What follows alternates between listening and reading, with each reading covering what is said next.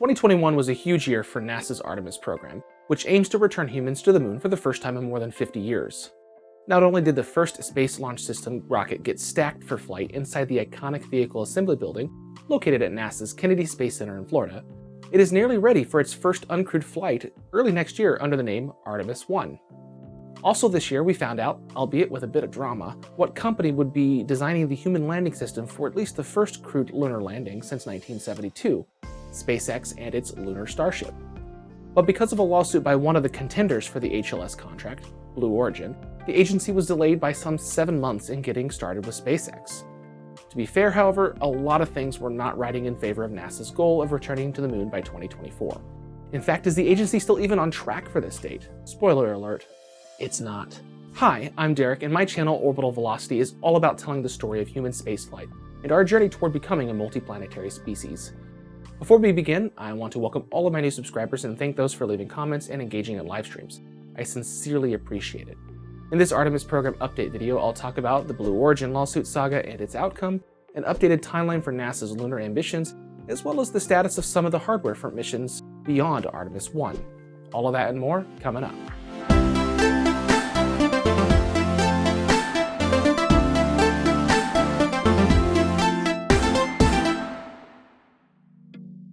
For those who need a refresher on NASA's deep space exploration ambitions, I've actually done 2 videos over it. One is a podcast-style rundown of the events of the Constellation program in the mid-2000s to the beginning of the Artemis program in 2019. The second video talks about the general plan for Artemis throughout the 2020s, including the building of a space station called the Lunar Gateway and a surface base on the moon's south pole in the latter part of the decade. I encourage you to watch at least the second video because I won't be rehashing the entire plan of the Artemis program in this video, just the parts of it that have changed. Links, of course, are in the description below. I believe you can also see a link right here. If not, they'll be below. I'll wait right here for you to do that, and while you're at it, don't forget to share this video with others and launch that like button into orbit.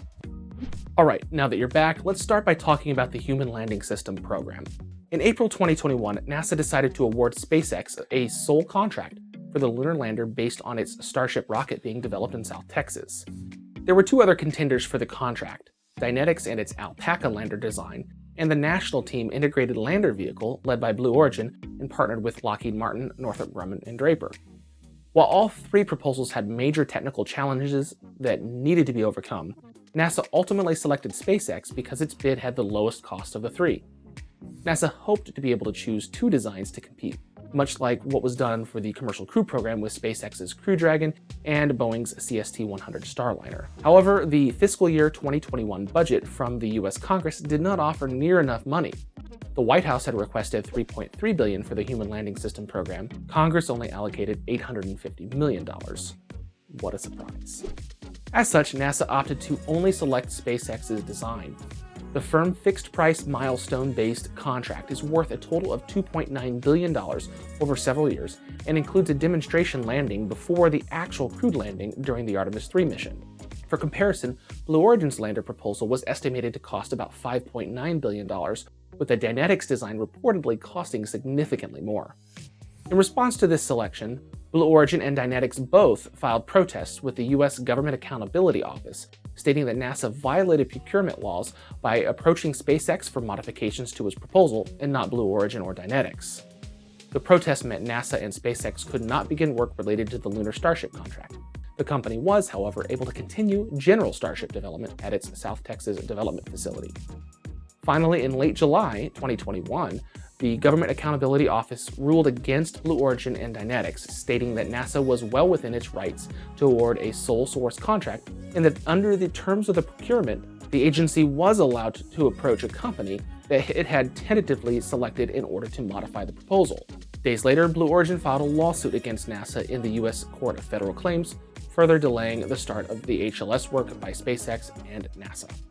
The lawsuit claimed, among other things, that NASA's evaluation of the proposals was improper and unlawful. In early November 2021, a Court of Federal Claims judge dismissed the case, allowing NASA and SpaceX to finally start work on the HLS design. NASA, for its part, restated that this contract was only for the development of a lander and for the Artemis 3 landing, adding that, quote, there will be forthcoming opportunities for companies to partner with NASA in establishing a long-term human presence at the moon under the agency's Artemis program.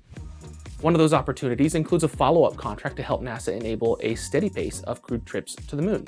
5 companies, including SpaceX and Blue Origin, as well as Dynetics, Lockheed Martin, and Northrop Grumman, have all been given seed money worth a combined $146 million to work for the next year or so to mature lander designs. The work from these companies is expected to help NASA shape its strategy and requirements for a future solicitation for regular astronaut transportation services from lunar orbit to the surface of the moon. Now that the Blue Origin protests have concluded, causing some 7 months worth of delays in the Human Landing System program, NASA recently updated its near-term Artemis program plans. While its delays are not SLS related, the long-awaited launch of Artemis 1, which is an uncrewed test flight of the Space Launch System and Orion spacecraft around the moon, lasting around a month, is now targeting mid-February 2022. The rocket is now fully stacked, and NASA is preparing to roll it out of the vehicle assembly building to nearby Launch Complex 39B for a wet dress rehearsal. This will involve a mock countdown and fueling of the full vehicle stack up to shortly before the engines would ignite for launch. The rocket will then be drained of all of its propellant and eventually rolled back to the vehicle assembly building to be readied for the real Artemis 1 launch. Rollout is set to happen sometime in the first part of 2022, with a wet dress rehearsal soon after that. After Artemis 1 will be the crewed Artemis 2 flight. It was originally scheduled for late 2023. However, NASA has said that it will now launch no earlier than May of 2024. Artemis 2 is set to send 4 astronauts, 3 Americans and 1 Canadian, on a free return trajectory around the moon.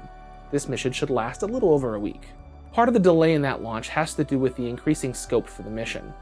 NASA is adding rendezvous and proximity operations activities, which tests out much needed procedures for the Artemis 3 moon landing mission. As of right now, the launch vehicle stage adapter, which will house the engine section of the interim cryogenic propulsion stage, recently got its foam applied at Marshall Space Flight Center in Alabama. The launch abort system is already at Kennedy Space Center, as is the ICPS and Orion capsule for the mission, although a lot of work still remains to complete the Orion capsule. At the Michoud Assembly Facility in New Orleans, work is already underway to assemble the second SLS core stage. Already the liquid oxygen tank and intertank have been joined. Moreover, the European surface module for the first crewed Artemis mission is already at Kennedy Space Center. As was alluded to at the beginning of the video, NASA is no longer targeting 2024 for the first human moon landing since 1972. Because of all the program delays, the delays in the start of the HLS contract, delays due to COVID-19, delays in the XEMU spacesuit design, budget constraints, and so much more, the agency said it believes a landing won't happen before 2025. For what it's worth, my prediction is still sometime in 2026 during the United States semi-quincentennial, the 250th anniversary of the US Declaration of Independence. Either way, a lot of work remains on the rocket and the capsule itself. The Orion pressure vessel for the Artemis 3 mission is already at Kennedy Space Center, but it still needs many of its subsystems. Moreover, large components of the third SLS core stage are being built. This includes the liquid hydrogen tank and the engine section. Whenever Artemis 3 happens, what will its mission profile look like? Well, it'll involve an SLS rocket launching an Orion spacecraft and 4 people to a near rectilinear halo orbit around the moon. That orbit, which is essentially a highly elliptical trajectory around the moon, is where Artemis 3 will rendezvous and dock with SpaceX's Lunar Starship. At least 2 astronauts will transfer to the giant moon lander and travel to the surface of the lunar South Pole. There, they'll stay for around a week before traveling back to Orion. Once all 4 astronauts have reunited inside Orion, the crewed spacecraft will burn its engines to leave orbit and return to Earth. They'll splash down in the Pacific Ocean a few days later. Parades, visits to Congress, and the White House, as well as a world tour, are likely to follow. But how will SpaceX's Lunar Starship get to the near rectilinear halo orbit? To answer that, you need to know how SpaceX's fully reusable launch system is expected to work. Starship, which is being developed in South Texas, has 2 stages and will be around 120 meters tall. That's bigger than the Saturn V. The 70-meter tall first stage, referred to as the Super Heavy booster, will utilize up to 33 Raptor engines, which are powered by liquid methane and liquid oxygen. The second stage is the 50-meter tall Starship spacecraft. It will have 3 sea-level optimized Raptor engines and 3 vacuum optimized Raptor engines. From here on, I'll refer to the booster as Super Heavy and the spacecraft itself as Starship. During launch, the Super Heavy booster will fly the stack for several minutes before releasing Starship to continue toward orbit. The booster is expected to return to the launch pad to be caught by a mechanism on the launch tower it left from. Starship, meanwhile, will make its way to Earth orbit. It is equipped with a heat shield so that it can re-enter the atmosphere for a landing on Earth to be reused. However, when it reaches orbit, it'll be nearly empty, save for up to 100 metric tons of payload and enough propellant for the deorbit and landing burns. This is fine for payloads that need to be deposited in Earth orbit, but for missions going to the moon or other deep space destinations, it'll need to be refueled. As such, Starship will come in multiple variants. There will be your normal payload delivery version. There will also be a tanker version to refuel other starships. For the Artemis 3 mission, there will be 2 other variants. A propellant depot, which will be in low Earth orbit and have no heat shield and be optimized to hold as much propellant as possible. Then there is the Lunar Starship variant itself. Under SpaceX's proposed mission profile for its Lunar Starship, a propellant depot will be launched first. After that, some number of tanker starships will be launched to fill up the depot. The exact amount of tanker launches required isn't fully known. Some estimate as high as 14 launches, but SpaceX CEO Elon Musk said that number is extremely unlikely. Either way, it is expected that each refueling mission will be spaced out by about 12 days. Once the depot has enough propellant, SpaceX will launch the Lunar Starship, which will be optimized for landing on the moon. It is not designed to return to Earth and has no heat shield. Lunar Starship will dock with the propellant depot to refuel its tanks before flying toward the moon, where it will enter the near rectilinear halo orbit and wait for the Artemis 3 crew. Now, what happens to Lunar Starship after Artemis 3? Well, we really don't know. It may be possible that there is enough propellant left over for more uses, or it may be disposed of. Maybe it'll be used for some sort of lunar propellant depot or permanent surface base. There are still a lot of unknowns about this system. What is known, however, is that for it to work, a number of technologies need to be proven and perfected. These include, but are not limited to, in-space transfer of cryogenic propellants and the mitigation of boil-off during the long-term storage of these super cold liquids.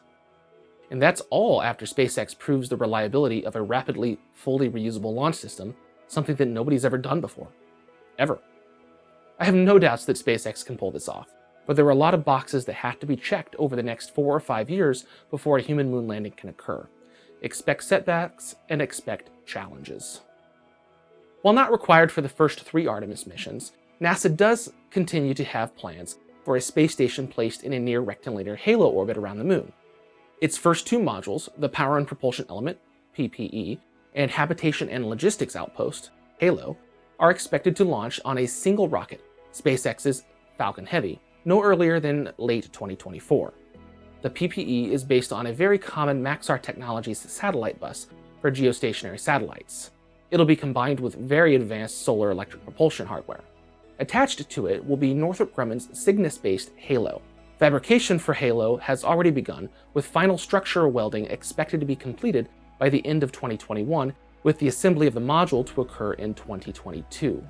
When all is said and done, HALO itself is expected to cost around $935 million to build and integrate the module with the PPE, which itself is expected to cost around $375 million. The first crewed mission to visit the base Lunar Gateway is expected to be Artemis 4. Throughout the latter half of the 2020s, additional international modules are expected to be added. There will also be a next-generation Canadian robotic arm called Canadarm3 placed there sometime in the future. So far in this video, we've only talked about the human spaceflight side of things. There is a whole other robotic side of Artemis that warrants its own video. Starting in early 2022, NASA's commercial partners under the Commercial Lunar Payload Services program are expected to begin sending precursor missions to the moon to lay the groundwork for the return of astronauts to the surface of our nearest heavenly body. These small landers are expected to send early research equipment, test for ice concentrations, as well as demonstrate high-rate data transmissions on the lunar surface. Evolved landers are even expected to land unpressurized rovers for astronauts to drive long distances once the first crews arrive. I'll talk about that in a video early next year, but for now, what do you think of NASA's decision to choose SpaceX to return astronauts to the moon? Will we see a landing in 2025? Or do you think 2026 and beyond is more likely? Let me know in the comments below. And if I've earned it, it'd mean the world to me if you could subscribe to the channel if you haven't already, and share this video with friends and family. It helps support the channel and also lets me know what topics you're all interested in regarding human space exploration. If you'd like to take a couple extra steps to help support Orbital Velocity, there's a link to my Patreon page in the description below. Finally, be sure to follow Orbital Velocity on Twitter and Facebook. You can also visit Orbital-Velocity for even more space-related content. Links are in the description below. Thanks again for watching, and until next time, Ad Astra.